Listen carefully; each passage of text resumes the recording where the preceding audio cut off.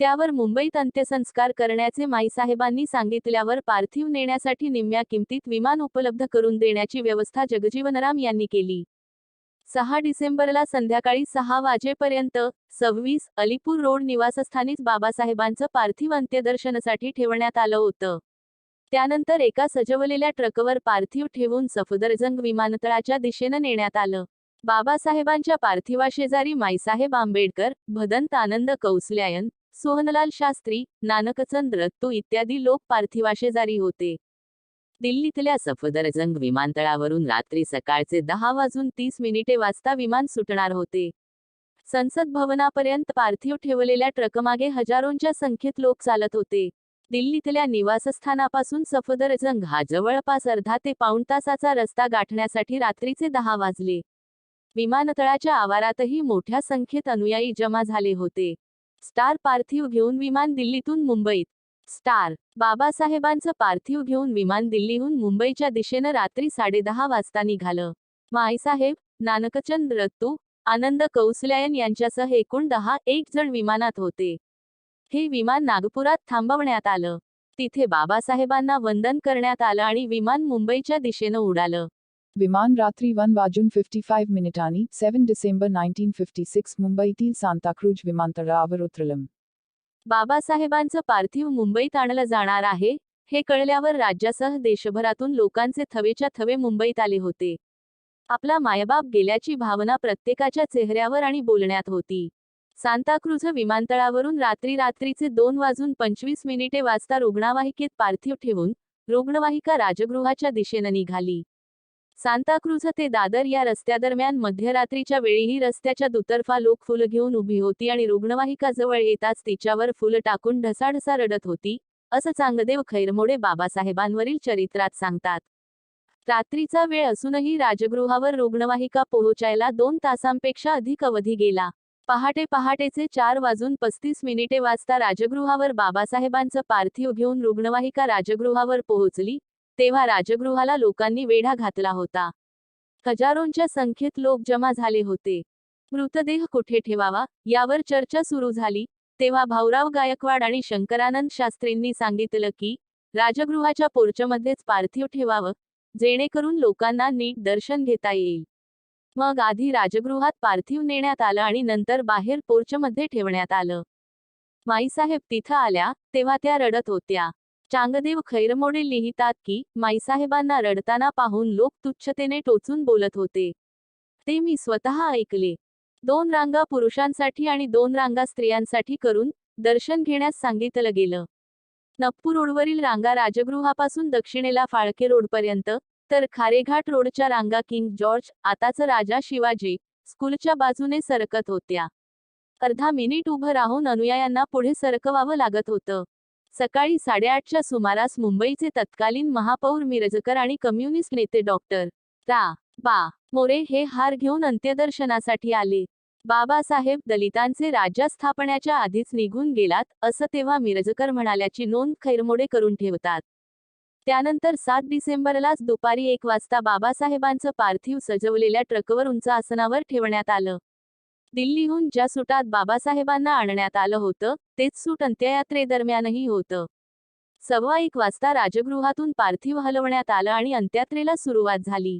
Star मुंबईत थांबली होती. स्टार बाबासाहेबांच्या निधनामुळे मुंबईतील जवळपास 2 लाख कामगारांनी जवळपास बंदच पाळला होता.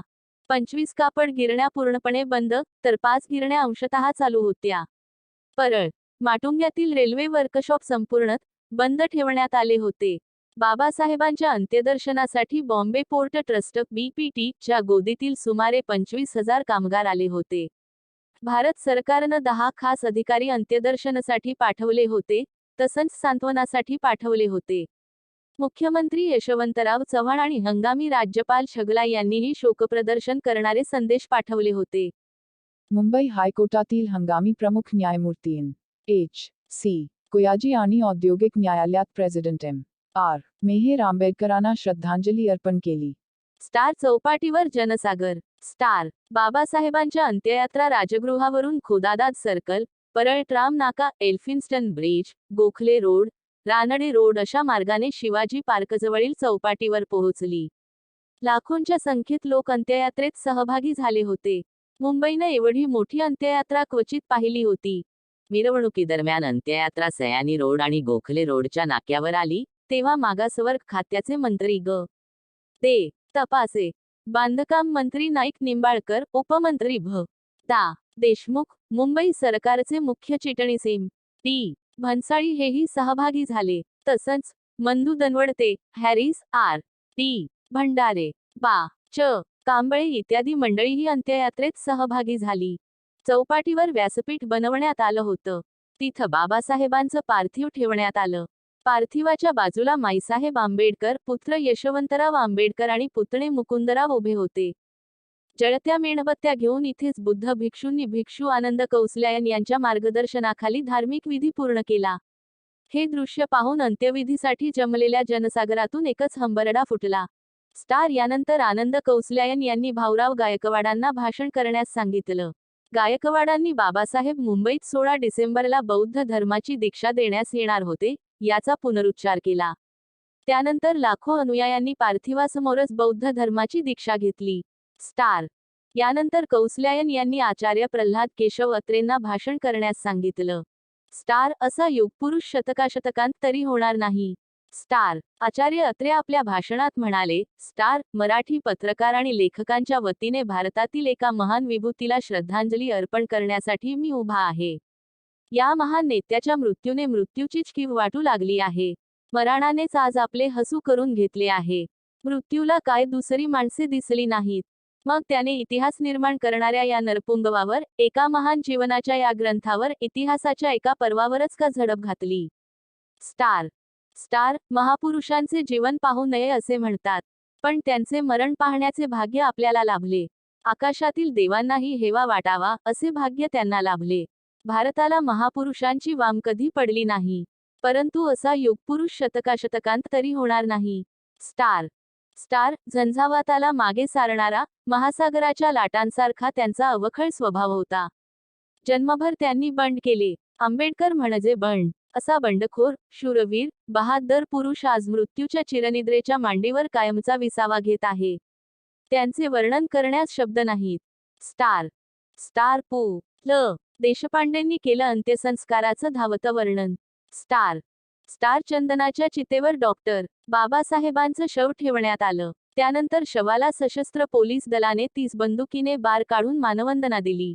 स्टार. स्टार. बिगुलाच्या गंभीर स्वरात त्यांच्या देहाला यशवंतरावांच्या हस्ते संध्याकाळी 7:15 अग्नी दिला. स्टार. अखिल भारतीय नभोवाणीने या अंत्यसंस्काराचे धावते वर्णन ध्वनिक्षेपित केले. हे धावते वर्णन ज्येष्ठ साहित्यिक पु. ल. देशपांडे यांनी केले होते. पु. ल. देशपांडे त्यावेळी आकाशवाणीत नोकरीला होते. स्टार. बाबासाहेबांच्या शवाला अग्नी देताच संपूर्ण परिसरात ओक्साबोक्सी रडू लागला. चितेवर कापूर आणि तूप घालण्यात आलं होतं. त्यामुळे ज्वाला उफाळल्या आणि बाबासाहेबांचा पार्थिव देह कायमचा अनंतात विलीन झाला. स्टार. स्टार. बाबासाहेबांचे सहकारी आणि आंबेडकरी चळवळीतील कार्यकर्ते चांगदेव भगवानराव खैरमोडेंनी बाबासाहेबांचे 12 खंडांचे चरित्र लिहिलं. यातील शेवटच्या म्हणजे 12व्या खंडात शेवटचं वाक्य वास्तव सांगणारच होतं. ते वाक्य आहे, सूर्य मावळल्यानंतर काजव्यांचे साम्राज्य सुरू होते, अगदी तशीच स्थिती लागलीच निर्माण झाली. स्टार.